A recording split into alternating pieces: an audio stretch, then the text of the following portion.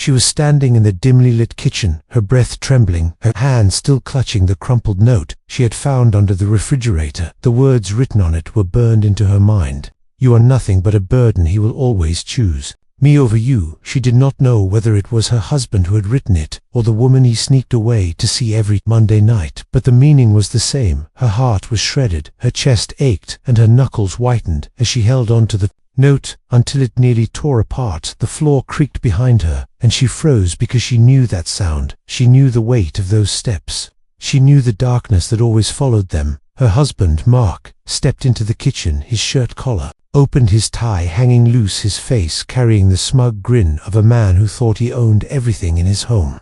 She quickly pushed the note into her pocket, but she knew he had seen her hand move. He tilted his head slightly, his eyes narrowing, and he asked with that cold voice, "What are you hiding from me?" She swallowed hard, her throat dry, and tried to shake her head. "Nothing, just cleaning." He stepped closer, his shadow covering her like a storm cloud, and in that moment she could smell the faint perfume that was not hers, the scent of another woman clinging to his clothes. Her stomach turned, but she stood still. He slammed his hand against the counter, making her jump. "You think I do not see you snooping around? You think you are smart, but you are nothing." He leaned closer, his words cutting her skin sharper than any blade. "You are here because I allow it, and do not forget it." She felt the sting of humiliation mixed with the growing flame inside her she had spent years holding onto hope, waiting for him to change, believing in the vows they once shared. But tonight, something inside her cracked. He walked past her carelessly, as if she were furniture, as if she had no soul left. She stared at the back of his head, and for the first time she felt something she had never allowed herself to feel before, the rush of wanting revenge. He poured himself a drink at the counter and laughed low, as if replaying some private joke from his mistress. The sound dug into her ears, and each echo was like another nail into her coffin, but she refused to stay buried any more. Later that night, when he stumbled into the bedroom, drunk, she lay awake beside him, staring at the ceiling. Her body carried the bruises from nights when his anger had been too heavy to hold inside, when he had to prove his loyalty to the other woman by breaking the one who had once been his partner. But now she was seeing everything differently. She remembered the note, the perfume, the smirk, the laughter, and she told herself that her silence was no longer safety. It was a weapon being used against her, and she needed to turn it back on him. The next morning, sunlight spilled into the kitchen, but it did not warm her. She sat at the table, her fingers tapping against her coffee cup. Her eyes were dry, but her heart was sharp. She had been thinking all night, her thoughts weaving into a plan, not fully formed but alive inside her. She needed to know more. She needed proof. She needed to see his lies with her own eyes. So when Mark left for work, she followed. She had never done it before, but her steps were steady, her heart pounding like a drum. She kept her distance, trailing his car into a part of the city she rarely visited. The streets were narrow, the buildings old, the kind of place where secrets could hide. She parked far enough and walked the rest of the way. She saw him enter a small apartment building, and minutes later, the window on the second floor lit up. The curtain moved slightly, and she caught a glimpse of a woman's silhouette, tall, elegant, her laughter spilling out even from behind the walls. The sound twisted inside her, but instead of breaking her, it steeled her. She pulled out her phone and took photos, her hands shaking, not from fear, but from the realization that she was no longer the same woman who stayed quiet at home. She watched until the curtains closed, and then she turned away, her mind racing with questions. Who was this woman? How long had this been going? On what did they share that he had to break her every Monday night to keep it alive? She walked back to her car, but when she opened the door, a folded piece of paper slipped onto the pavement. She frowned, picked it up, and opened it, and her blood ran cold. It was a receipt from a jewelry store with Mark's name on it, dated just 3 days ago. A necklace, diamond encrusted and engraved with the words, "Forever mine," and it was not hers. Her hands trembled as she clutched the receipt tighter, her chest heaving. He had never bought her anything like that, not once in their years of marriage, not after the sacrifices, not after the bruises, not after the nights of tears. He had taken her loyalty and crushed it under his boots, but he saved his treasures for someone else. As she sat there in the car, her eyes blurred with tears. But through those tears she saw something new. Her pain was no longer just pain, it was fuel.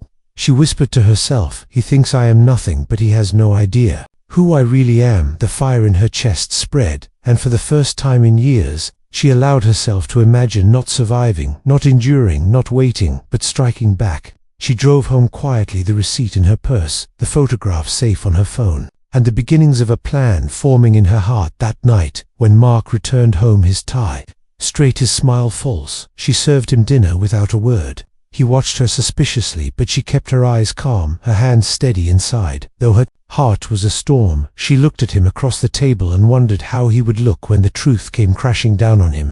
She imagined the fear in his eyes, the loss of control, the same loss he had forced on her, and for the first time in so long she felt powerful. But then, as he stood up to leave again, his phone buzzed and he reached for it carelessly. She caught a glimpse of the name flashing on the screen, and her jaw clenched. It was not just another woman, it was a name she recognized, a name that cut deeper than she expected, because it was someone she knew, someone she had trusted. The room spun for a moment as she realized the betrayal was wider than she had thought. Her hand trembled against the table, and she struggled to steady her breath. She whispered under her breath, "This is not just between him and me anymore, this is what." Rand. As the door closed behind him, she sat in the silence of the house, her heart racing, her mind clear. She had the note, the receipt, the photographs, and now a name, a betrayal that was closer than she ever imagined. The night pressed against the windows, and the house seemed to hold its breath. She whispered into the silence, "I will not be his victim anymore. This time he will learn." The cliffhanger hung heavy in the air, the beginning of her transformation, the spark of a revenge that would not just stun him but everyone who thought she was broken. She woke before sunrise, her body still and her mind racing. The name she had glimpsed on his phone, turning like a blade inside her chest. Lila. The name tasted like salt on an open wound, because Lila was not a stranger. Lila was the friend who sat on her couch and held her hand and told her to be patient, the friend who said love takes work and men take time, the friend who brought soups when the bruises were hard to hide and said accidents happen and stress is real. Lila, who had a spare key from the week she helped paint the nursery that never held a child. Lila, whose perfume stayed on Mark's collar when he came home late, the exact warm scent that always made Mia feel small and unsigned. Mia moved through the kitchen in silence, her fingers drifting across the counter where he had slammed his palm the night before, and she felt a flicker that was not fear this time, it was focus. She pulled out the receipt for the diamond necklace, the one engraved "Forever Mine," and she read the date again. Then she opened the drawer where she kept the old tablet that Mark had once used before he upgraded. She charged it and waited, her breath thin and steady. When the screen lit up, it asked for a passcode, and her hands knew it without thinking. Their wedding date, the one he laughed about and claimed to forget, and the device opened like a door into a room she had not seen in years. There were messages, cloud backups, browser tabs, and call logs that he had never bothered to wipe, and the pattern was so clear it made her jaw clench. Every Monday evening, a call to Lila. Every Monday night, a message sent after midnight, a photo blurred yet recognizable as their bedroom wall, or the corner of the kitchen, or the hallway mirror, as if proving he had done what she asked. One message read, "Show her who owns this house," and another read, "Do not come near me unless she understands her place." And then a smiling face from Lila, with a heart and a demand for loyalty. Mia felt the world tilt and then settle. She scrolled further and found a note he had saved under a bland title, "Monday List," and inside it were reminders that made her nails dig into her palm. By wine set alarm, code to guest unlock, send photo at 12:10, pickup key from L. She stared at the letter L and knew it was not random, because Lila had a spare key and Mia had never asked for it. Back by noon, she had showered, put on a soft sweater and tied her hair back. She walked to Lila's boutique on Cedar Street, the little shop with warm lighting and mirrors that made every woman look taller. Lila stood behind the counter, the picture of ease and care, her hair perfect, her smile wide as a movie screen. Mia felt her throat tighten when she saw a glint at Lila's neck, the edge of a necklace tucked under her blouse, a delicate chain with a small charm, and when Lila leaned forward to hug her, the charm flipped and Mia read the tiny engraving in a brief flash, "Forever Mine," and her heart went cold and hard like winter water. Lila touched Mia's arm and asked if she was sleeping better, and if Mark was kinder, and if she needed help, and every question sounded like a hook with a rusted barb. Lila guided her to a rack of dresses and slipped a lavender fragrance into the air, the same scent that lived on Mark's shirts and in the hallway at home. Mia nodded and smiled and listened and waited until Lila turned to greet another customer. Then she stepped to the mirror and lifted her phone and took one clear photo of the necklace glimmering in the reflection, then another of the keys on a small tray behind the counter, one of them marked with a tiny red paint line that matched the paint from the nursery weekshade. Left the boutique with her face calm and her hands shaking, and the moment she reached the sidewalk she felt like she could breathe again. In the quiet of her car she opened her email and created a new folder with a new password and a name that only she would recognize, Riverhouse, and she began to drop everything inside. The photos, the messages, the Monday list, the receipt, and then she drove not home but to an old friend who owed her nothing and would ask nothing in return. Her Mrs. Patel lived 3 streets away in a small brick house with a lemon tree that grew against the fence. She had watched Mia grow up in that neighborhood and had once baked her bread when her mother was sick, and when Mia knocked, she pulled the door open and read everything in Mia's face. Without a word they sat at the kitchen table and Mia spoke in a voice that did not tremble. She told her about the Monday nights and the perfume and the boutique and the necklace and the photos and the key. Mrs. Patel listened, then reached into a drawer and handed Mia a tiny audio recorder and a power bank and said, "You will not fight this with your skin, you will fight it with your proof. I will be your witness and I will not look away." Mia walked to the bank afterward and asked to see recent statements. She watched the teleprint pages while the ceiling fan hummed, and when she sat down with the papers she felt her pulse kick.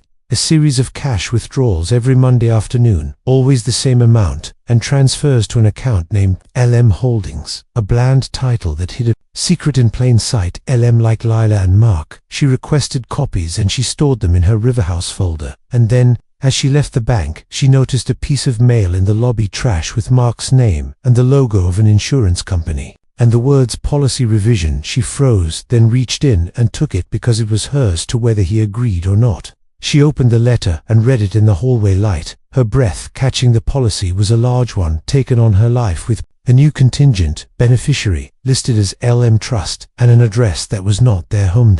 Paper shook in her hands, and for a moment the building around her felt far away.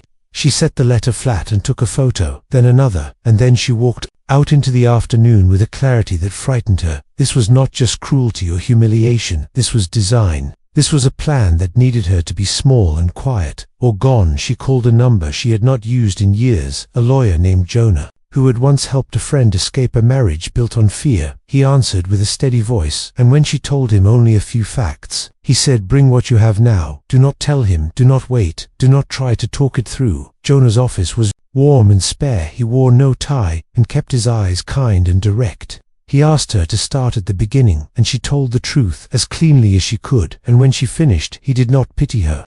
He laid out steps like stones across a river. "You will document everything. You will not confront him alone. You will store copies of all files in a safe location.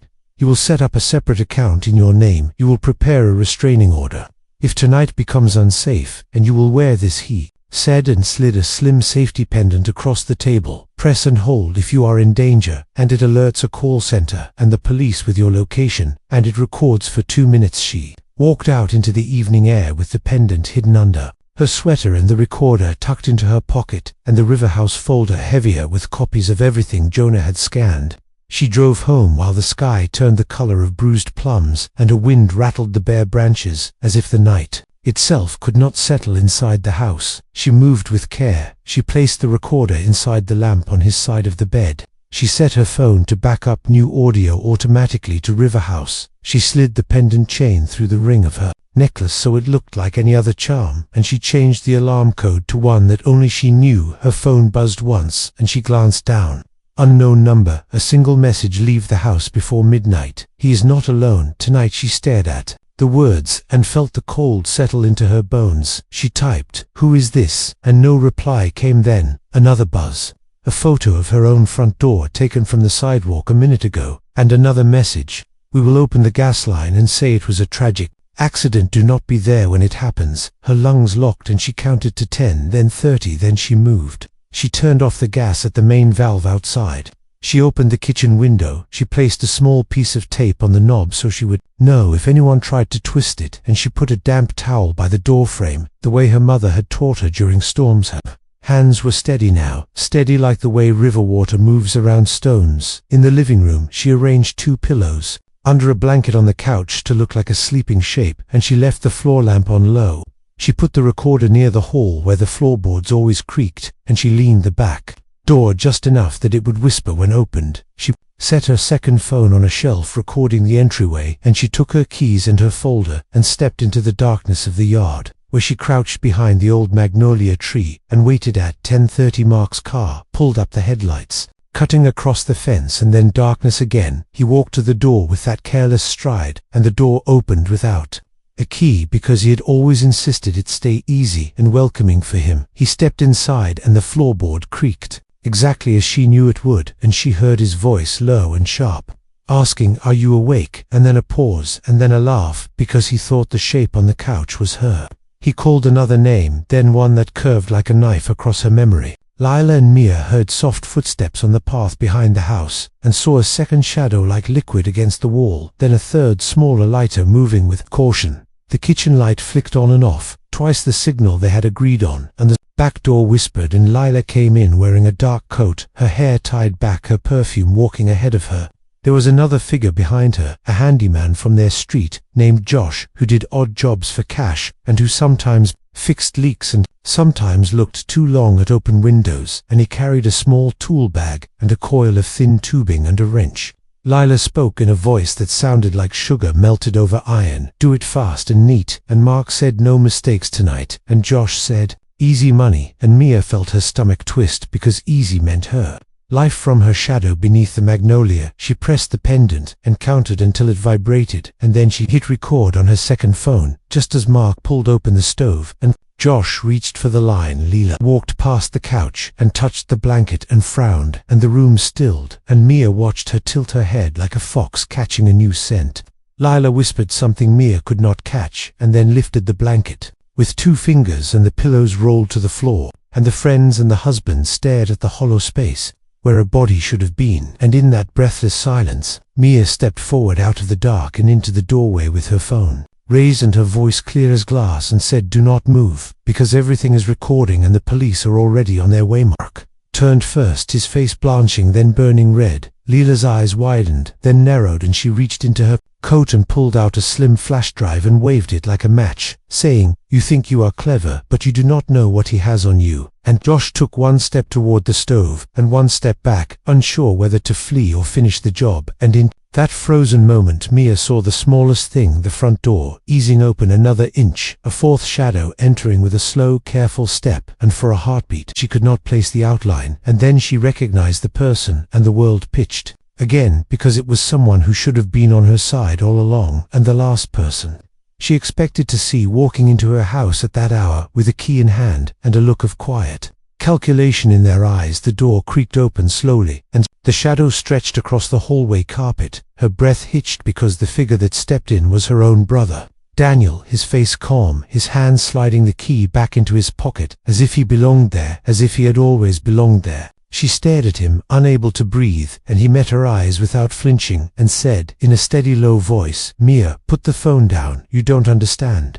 She felt the floor tilt beneath her feet, because Daniel had been her blood, her one refuge, the only family who checked in when their father died, the man who promised at her wedding toast that he would always protect her. And now, here he was, in her house, standing beside her husband, and her so-called friend Mark smirked and said, "I told you." She would not believe it until she saw it with her own eyes. Daniel stepped further inside and looked around the room, his gaze flicking over the recorder near the hallway, the phone on the shelf, the pillows on the floor, and he said, "You have always been clever, little sister, but cleverness can make you reckless. If you do not know the whole game." Mia clenched her fists, the betrayal choking her throat tighter than any bruise, and she demanded, "Daniel, why are you here with them?" Daniel's jaw tensed, and he answered, "Because sometimes blood has no value when weighed against survival, and you never understood that." Lila smiled, sharp as glass, and brushed her hair back from her shoulder, the diamond necklace glinting under the kitchen light, and said, "You see,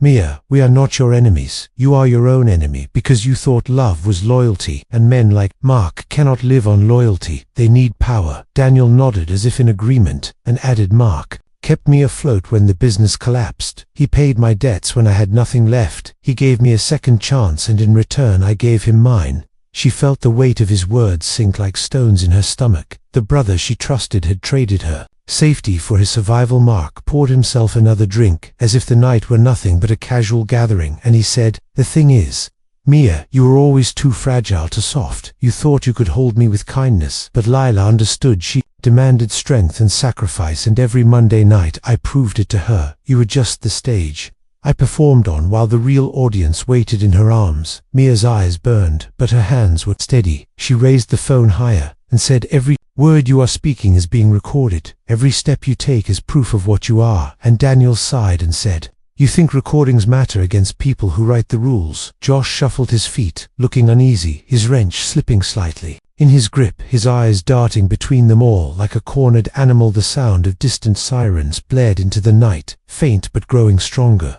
Mark's smile faltered just for a moment. Leela hissed and grabbed his arm. We cannot be here when they arrive. Daniel's voice cut through the tension, calm but urgent. Not yet. She has something we need, or else all of this burns. Mia's pulse quickened, because she realized they were not only here to stage an accident, they were here to retrieve the evidence she had gathered. The Riverhouse folder, the documents, the photos, and the recordings. Daniel stepped closer, his hand extended. Palm up, give it to me, Mia, and we will walk out that door like nothing happened. She shook her head and whispered, you already walked out on me once when you chose him over me. I will not let you take what little I have left. The sirens grew louder, red and blue lights flickering faintly through the curtains. Leela cursed under her breath. Mark slammed his glass against the counter, shattering it into pieces, and his face twisted with rage. He shouted, you think anyone will believe you when I say you are unstable, when I show them the insurance papers with your name, when I tell them you threatened me and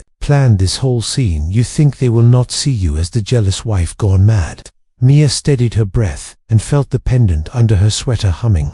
Faintly proof that the call had gone through, proof that the recording was still live. She let a small, cold smile slip across her face and said, maybe they will, maybe they will not, but I know one thing. When the police walk through that door, they will see you all standing together in my house, and they will start asking questions. John panicked first. He dropped the wrench and backed toward the door, muttering, I did not sign up for this, and bolted into the night.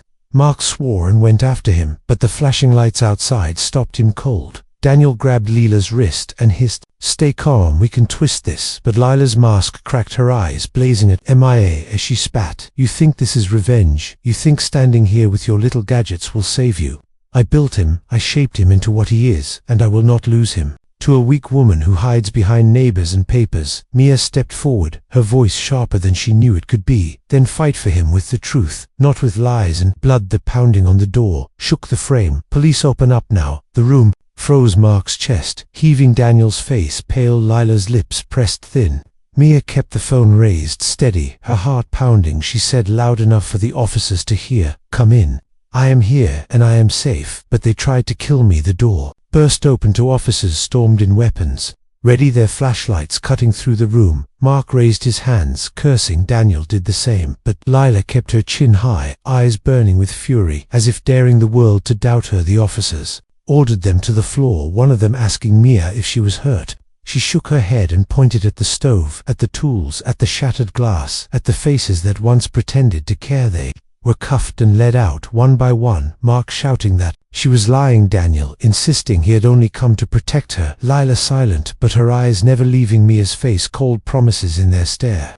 The officers stayed behind, with Mia taking statements, gathering the recorder, the phone, the receipts, the photos. She spoke clearly, her voice low but steady, recounting every Monday night, every bruise, every lie. And when she finished, one officer said, you are safe tonight, but trials twist and turn, make sure you are ready. She nodded, though inside her storm still raged. When the house was finally quiet, she sat alone at the table, staring at the broken glass on the counter.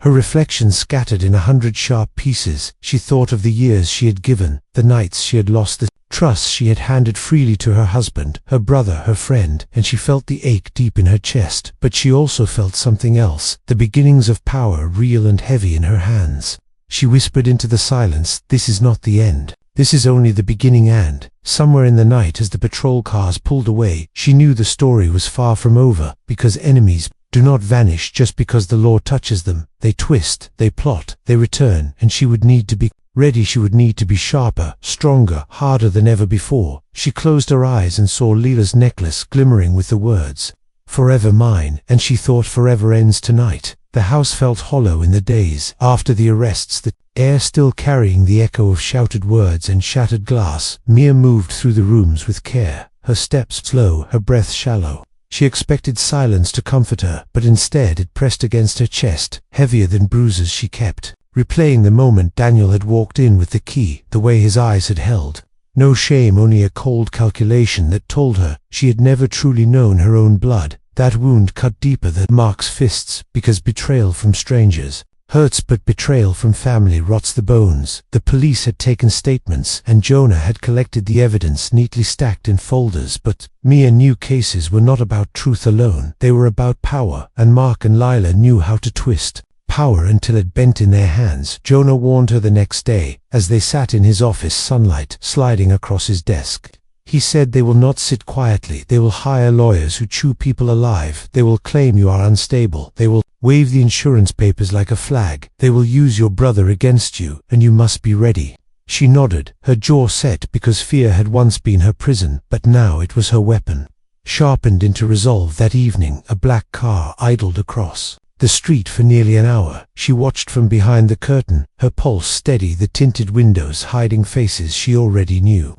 The car pulled away just after midnight, and the next morning she received a letter, no stamp, no postmark, just folded into her mailbox. The words were clipped, printed on plain paper: drop the charges, or you will not live to see the trial. She read it twice, then placed it carefully into the Riverhouse folder, because threats were not warnings, they were confessions. She carried the folder to Jonah's office, and handed him the letter, his eyes tightening as he read it. He said, this is intimidation, classic and dangerous, but also evidence. Keep walking. Steady days blurred together, the town whispering behind her. Back at the grocery store, at the gas station, she heard pieces of conversation like glass shards cutting her skin.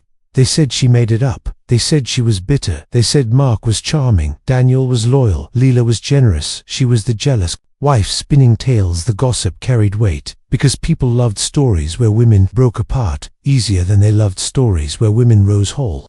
She swallowed the bitterness, but inside she wrote their names onto her heart, because revenge was not just for the ones who raised their hands, it was for the ones who looked away one night. She returned home to find the front door ajar. Her heart racing, she stepped carefully inside, and found nothing missing, nothing broken, only the small recorder she had hidden in the bedroom gone from its place. The silence rang louder than any scream. She understood then that they were not trying to steal valuables, they were trying to erase her proof. She called Jonah immediately, and his voice was sharp. Pack a bag, stay at my office tonight. We cannot risk you being here alone. She did as he asked, and when she arrived at his office, he handed her a lockbox and said, everything from now on goes in here, fingerprints only, no one touches it. Without me. She pressed her hand to the cool metal and felt something shift inside her. She was no longer just surviving, she was preparing. The first hearing arrived quickly, the courthouse buzzing with voices, reporters snapping photos, as Mark walked in with a confident smile, his suit pressed, his chin high. Leela followed behind, her necklace glimmering like a crown. Daniel trailed them, his eyes downcast, but his steps steady. They looked untouchable, but Mia walked in alone, her spine straight, her hands steady. Jonah beside her with the Riverhouse folder clutched tight. She sat in the courtroom and listened as Mark's lawyer painted her as unstable, as vindictive, as a woman lashing out because she could not keep her husband's attention. The lawyer raised the insurance policy and said she had written it herself. She had planned an accident for her husband and framed him to cover her tracks. Lila's lawyer nodded along, and Daniel gave a carefully rehearsed statement about trying to protect his sister from her own spiraling lies. The words struck like hammers, but Mia did not flinch because she had come prepared. When it was her turn, she rose and placed her phone on the table, the screen glowing with recordings and photos and receipts. Jonah pressed play, and the courtroom filled with Mark's own voice saying, "You are nothing but a stage I perform on," and Lila's voice demanding, "Do it fast and neat," and Josh's voice muttering, "Easy money." The room shifted. Gasps spilling from the benches, the judge raising a brow. Mark's jaw clenched. Lila's hands tightened on her necklace. Daniel's face turned pale. But still they whispered with their lawyers, and still they smiled, because a single piece of evidence was not enough to topple years of crafted lies. After the hearing, Jonah told her, "They will stall, they will drag this until you are exhausted, until the town believes their version longer. Then yours. You must play smarter. You must not only defend, You must attack. She thought about his words as she lay awake that night at Mrs. Patel's house, because she could not return to her own, not with shadows watching and threats slipping into her mailbox. She thought about how they had underestimated her every Monday night, how they believed breaking her body would break her will, how they believed betrayal from her brother would snap her heart in two. They had never believed she could stand, and that belief was her weapon. The next morning she dressed with care, soft colors, no bruises, no fear. She walked to the boutique where Leela's Smile usually sold dresses like promises, and she stood outside holding a small envelope. She slipped it under the door and walked away. Inside the envelope was a single photo of the necklace around Lila's neck, the engraving visible, the receipt folded neatly beside it, and a note in her handwriting, reading, "How does it feel to wear a chain that proves your crime?" She did not need to wait for a reply, because revenge was not always about shouts. Sometimes it was about silence that cracked masks. Later that week, Daniel appeared at Mrs. Patel's door, his voice heavy as he asked to speak with Mia. Mrs. Patel stood firm, but Mia stepped forward, her heart steady. Daniel's eyes were red-rimmed, his face drawn. He said, "I had no choice. They held my debts. They promised to save me." She looked at him and felt nothing but a hollow ache. "You had a choice. You chose them," he pleaded. "I can help you now. I can testify." She narrowed her eyes and asked, "Why now?" Daniel swallowed hard. "Because they are turning on me too. They do not trust me anymore. They said I was weak." He reached into his pocket and pulled out a flash drive, small and unmarked. He placed it on the table and said, "It has their messages, all of them, not just to me but to each other. If you want to end this, you need it." She stared at the drive, suspicion coiling, but also fire rising, because sometimes snakes fought each other when the cage grew too small. That night, she plugged the flash drive into Jonah's computer, his brows furrowing as file after file opened messages between Mark and Lila, laughing about the Monday rituals, planning to shift the insurance to another name, speaking of silencing her if she spoke again, even hinting that Daniel was useful but disposable. The words spilled across the screen, and Mia felt both sick and vindicated. Jonah copied everything and said, "This is the blade we needed now. We sharpen it." He began drafting motions, weaving the new evidence into the case, and Mia sat watching the glow of the screen, her chest tight but her resolve unbroken. The trap was not only theirs anymore, it was hers too. She began leaving subtle marks for them, reminders that she was not hiding. She sent a message from an unknown number to Mark's phone with a single photo of his shattered glass on her kitchen counter. She slipped a newspaper clipping about arson sentences into Lila's boutique window. She mailed Daniel a note with only 2 words, "Still watching." They had tried to paint her as broken, as helpless, as unstable, but she would show them what instability looked like when it turned into focus. Yet deep in the night, as she tried to rest, she could not shake the weight of knowing that revenge was never clean. She thought of the years lost, the trust shattered, the home burned by betrayal, and she knew that even if she won, she would not walk away whole. But maybe that was the lesson. Maybe survival was not about staying whole, but about living even when pieces were missing. She whispered to herself in the dark, "Let them come. I am not afraid anymore." And in that moment, as the moonlight stretched across the floor, she knew the storm was only beginning. The trial was just the stage. The real confrontation was still ahead, and when it came, she would not be the victim standing silent in the corner. She would be the force that turned their world upside down. The morning of the final hearing began with a sky heavy and gray, as if even the clouds carried the weight of what was about to unfold.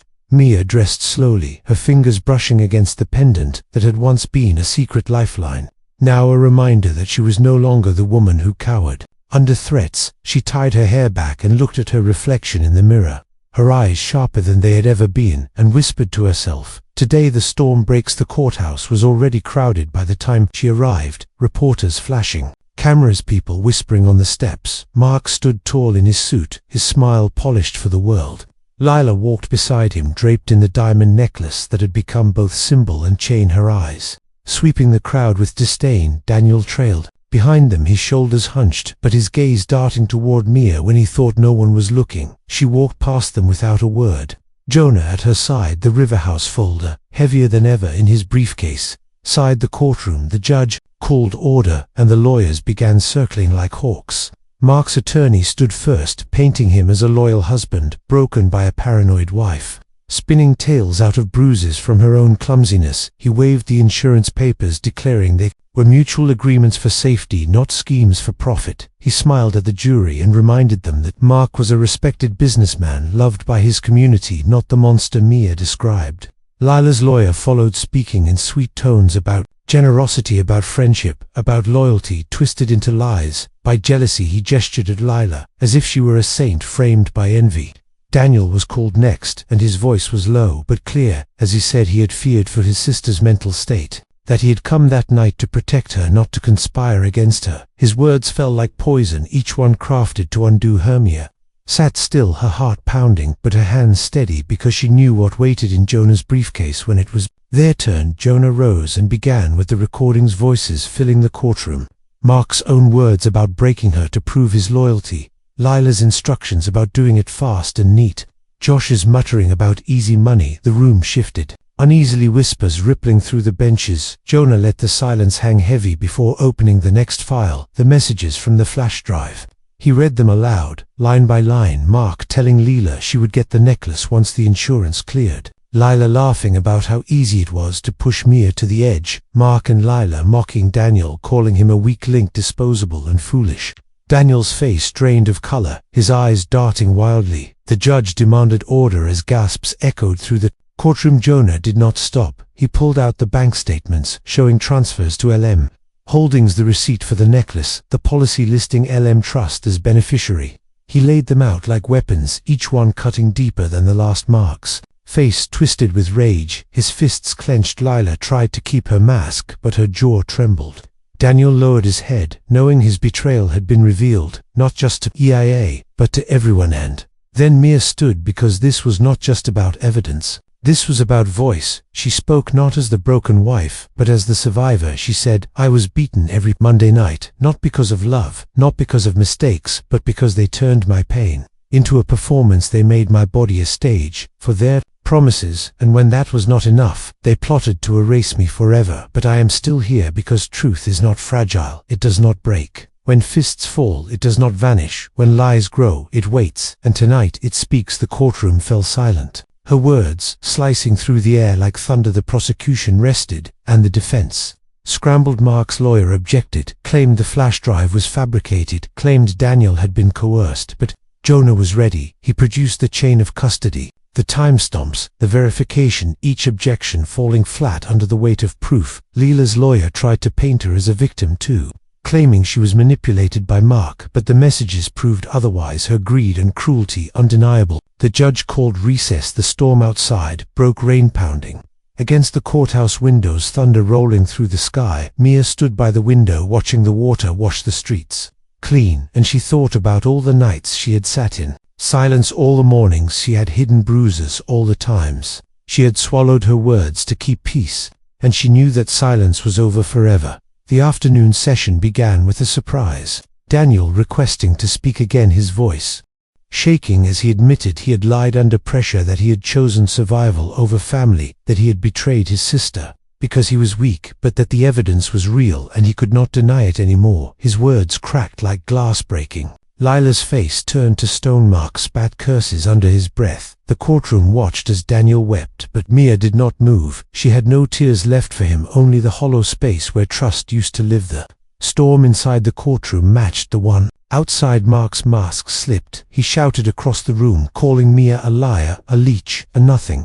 Lila hissed at him to stay quiet, but the damage was done. The jury saw not the polished businessman, but the violent man behind closed doors. The judges gavel struck hard, demanding silence, but the truth had already spilled too far to be contained. By the end of the day, the weight of the evidence was undeniable. The jury, pale, faced the lawyers, scrambling, and the judge announcing that deliberation would begin immediately. Mia sat in her chair, feeling the air shift, the tide turning. She knew the verdict would not be instant, but she also knew she had done what they never expected. She had survived the storm, and she had turned their weapons back on them. As she left the courtroom, the rain soaking her hair, she lifted her face to the sky and let the water run down her cheeks, not tears, but something cleaner, something freer, and she whispered into the storm, "This is not just my fight, it is every fight of every woman who is told to stay silent. I will not be silent anymore." And Yet deep inside she felt the tremor of unfinished business, because the trial could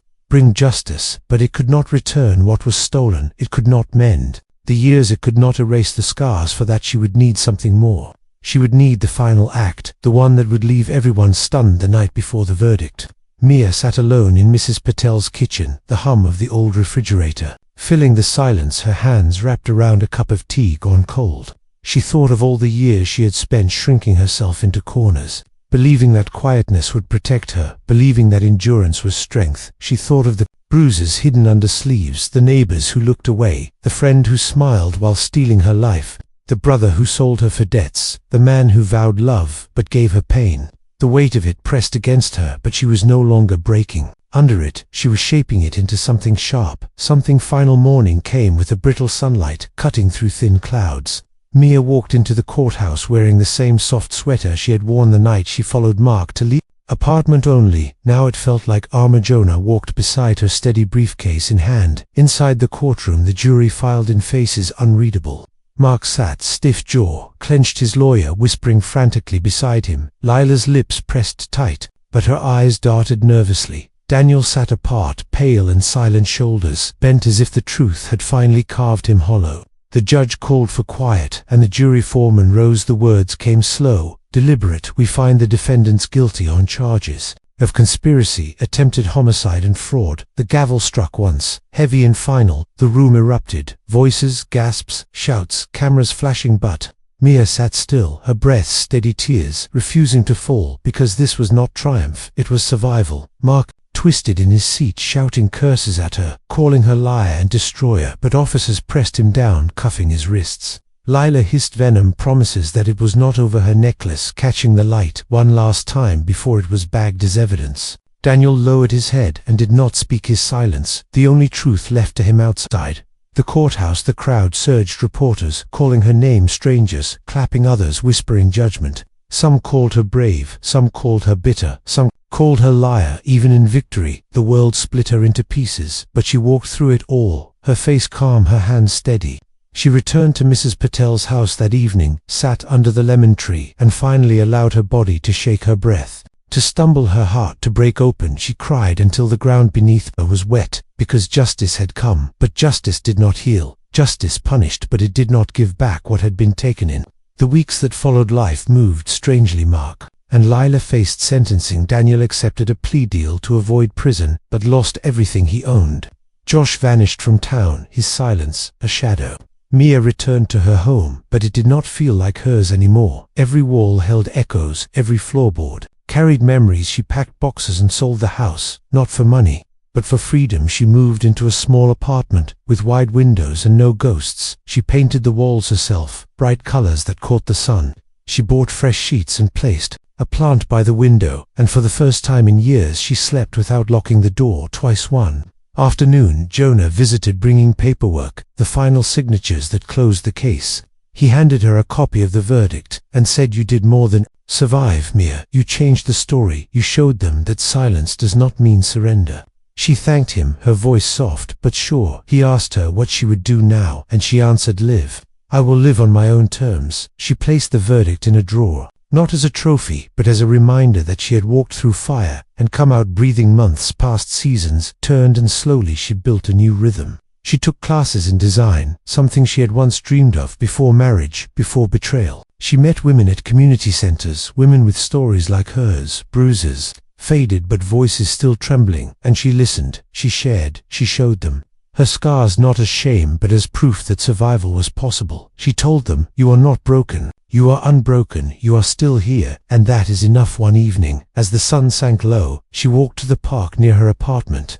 Children laughing in the distance, couples strolling under the fading light. She sat on a bench and breathed deep, the air carrying the scent of grass and freedom. She thought of the necklace engraved "Forever Mine," and she whispered to herself, "I am no one's forever but my own now." She smiled faintly, her hands resting on her knees, her chest light. For the first time in years, the lesson carved deep into her heart was not about revenge, though her revenge had stunned them all. It was about transformation, about how sometimes you lose everything, and in the ashes you find yourself. She understood now that betrayal had tried to erase her, but instead it had revealed her. She was not fragile, she was not disposable. She was not nothing, she was her own, and she was alive. As night fell and the first stars blinked awake, she whispered into the dark, sometimes losing. Everything is the only way to find who you really are. The end.